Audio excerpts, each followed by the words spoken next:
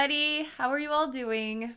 I got my hair cut, so it's shorter now. I also got my nails did. This is the first time I've had my nails done like this, super fancy, since prom in high school. And for the last like 5 years or 6 years, I've been growing my hair as long as I could possibly grow it.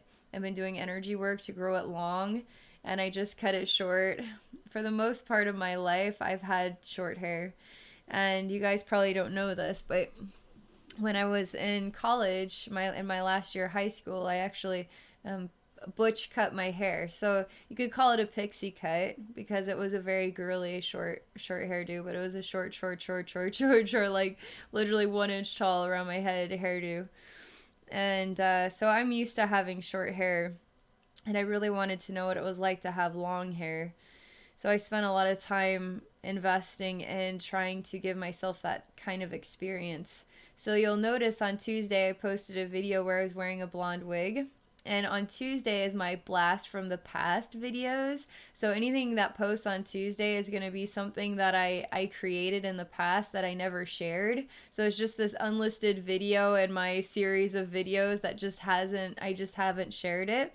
So so that video I made last year, and last year I was exploring my identity. I was exploring long hair. I was introducing myself to the experience of what it can be like to actually have long hair, and what it could be like to even have blonde hair, because I always was curious what I might look like with blonde hair. So it's interesting that I'm coming full circle right about the same time that Blast from the Past Tuesdays is sharing a video of an old me that was determined to have very long hair is now this new me who is just letting this whole idea go. I just wanted to tell you guys this.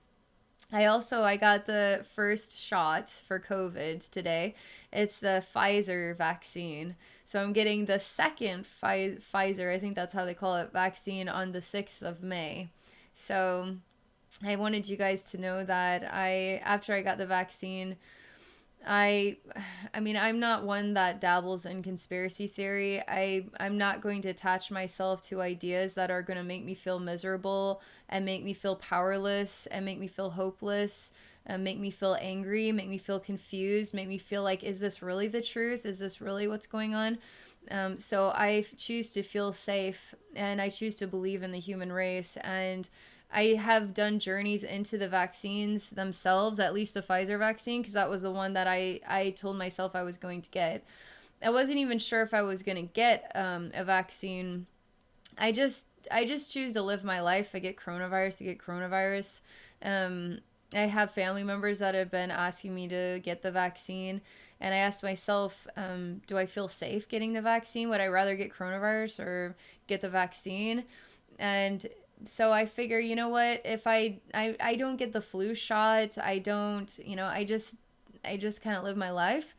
And so in a way, I actually found an aspect of myself that felt more uncomfortable getting the vaccine than I felt comfortable. I would rather get COVID than get the vaccine, kind of thing.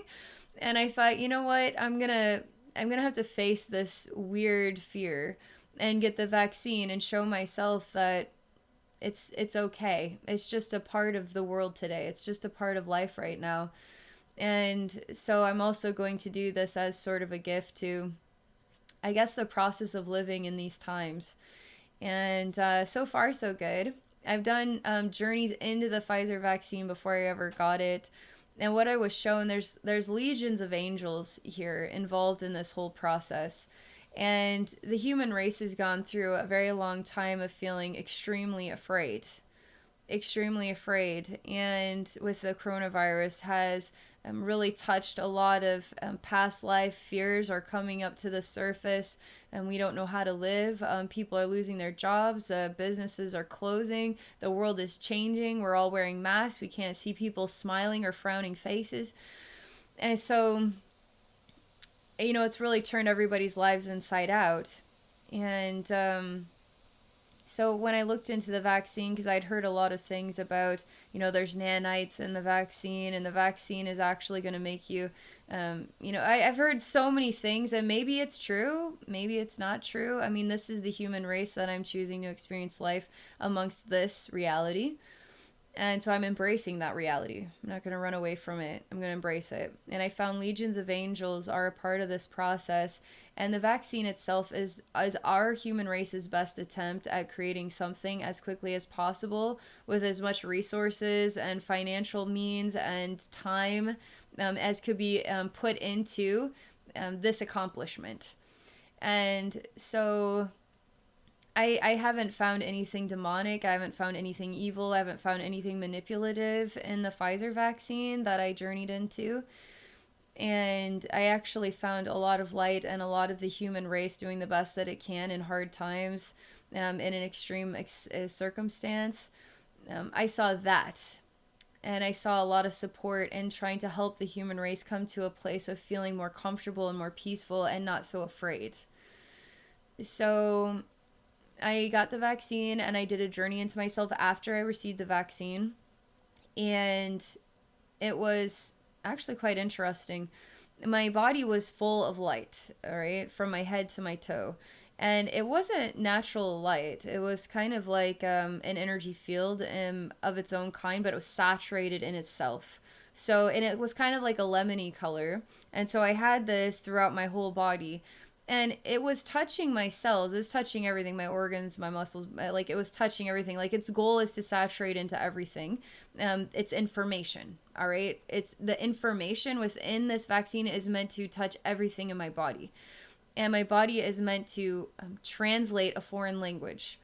And so it's working with actual angels. I saw there were 6 angels that were assigned to me, which is kind of surreal because I don't like to work with that type of those types of concepts, like, oh, angels are assigned to people.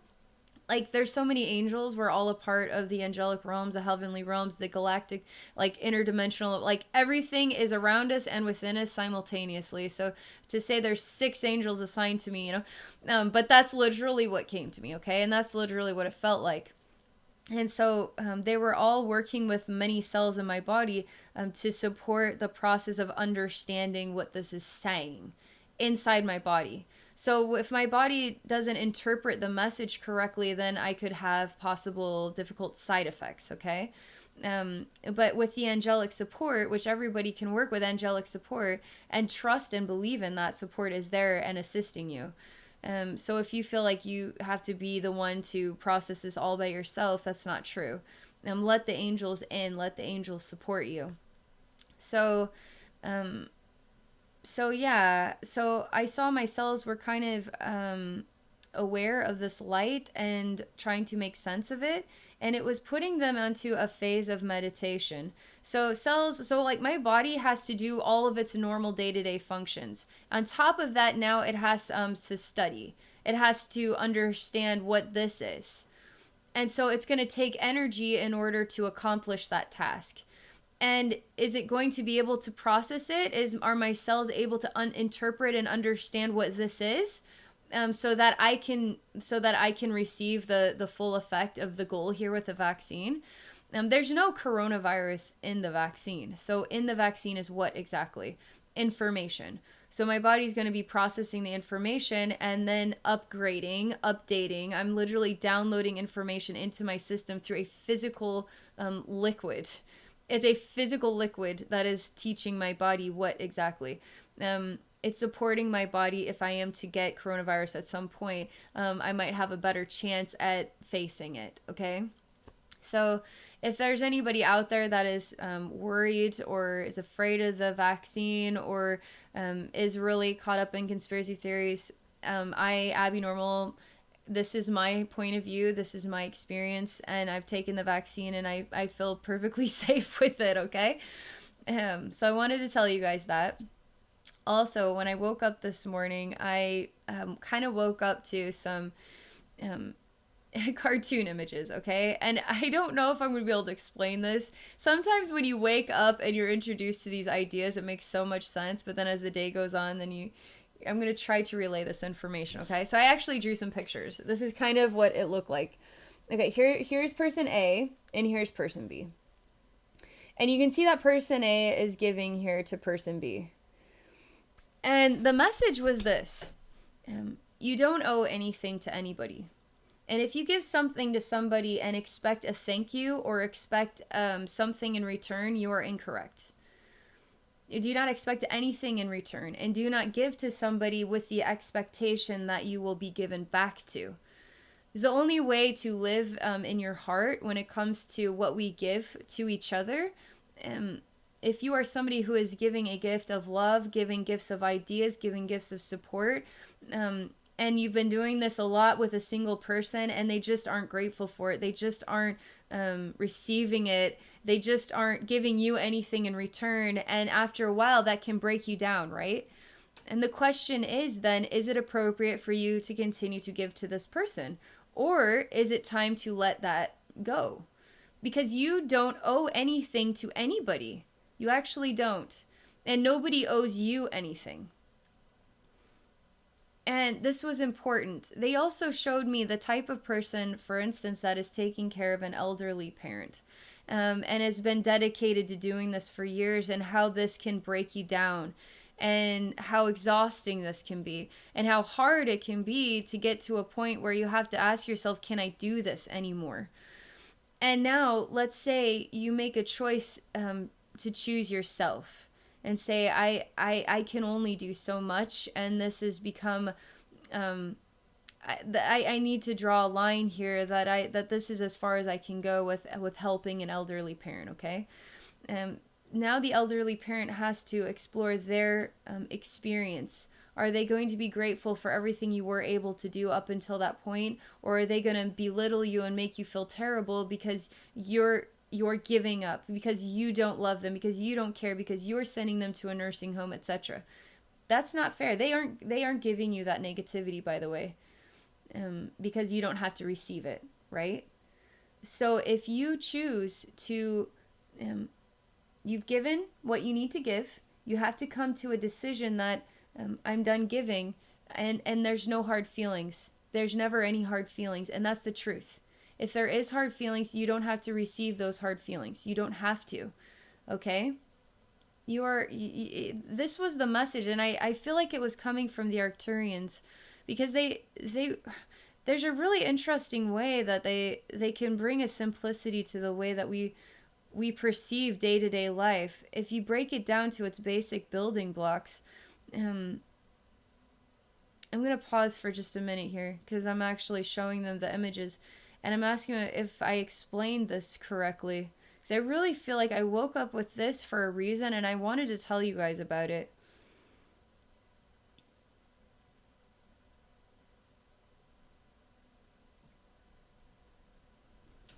Oh, they're showing me also to remember that you're part of the equation too. So you can give back to yourself. You can also give back to yourself. And we have to remember to do that as well, to give back to ourselves. And this kind of reminds me even of the channeling I did with the Arcturians to try to get some feedback back on how to handle like a narcissistic type of relationship. So you could be the type of person where you're very giving, and then they're the type of person that is very receiving. So when you take away the giving, they could become quite nasty, because the demon inside themselves is coming out and expecting you to continue to fill that void. But you don't have to anymore. Because you never did have to fill that void. Now it's time for that person to work on their insecurities. And they kept saying you don't have to label them as a narcissist. We're just dealing with different types of insecurities in our human race. And we have to ask ourselves, what do we owe each other? We don't owe each other anything. And what do other people owe us? Nothing.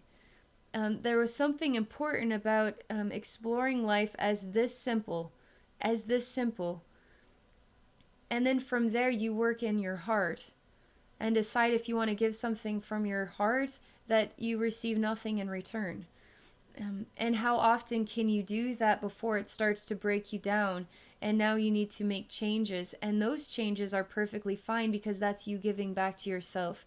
And that should be respected by the other person. It always should be. And if they're having a hard time accepting that, and still loving you for the changes that you're making, then let them work through that experience. But you don't have to feel belittled on the inside because they're going through a challenge and they don't know how to do it. Now they have to work on that stuff and grow. So that was something that was shown to me this morning, and I felt like I wanted to share it with you guys. It seems so much more magical, but maybe it was because I was just waking up to it. Maybe there's something of meaning where some of you guys, maybe you just simply needed to hear that, you know? So,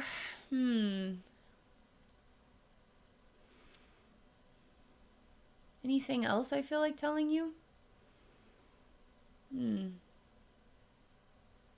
Well, I hope you're all doing well. If any of you want to participate in a live stream, I'm going to be on Patreon doing a live stream at 5 o'clock Central Time tomorrow.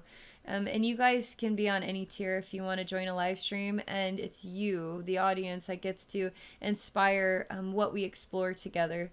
And there's usually conversation in there. But I'm always going to kind of prep the video and then share it with YouTube later. So I just wanted to put that out there too. To join Patreon, just go to patreon.com/Abbey Normal's Wisdom Quest and you'll find me there. All right. That's all I'm going to say for today. I hope you guys are all doing well. Thank you so much for being a part of my life and my experience here on YouTube. And I hope you'll have a wonderful day.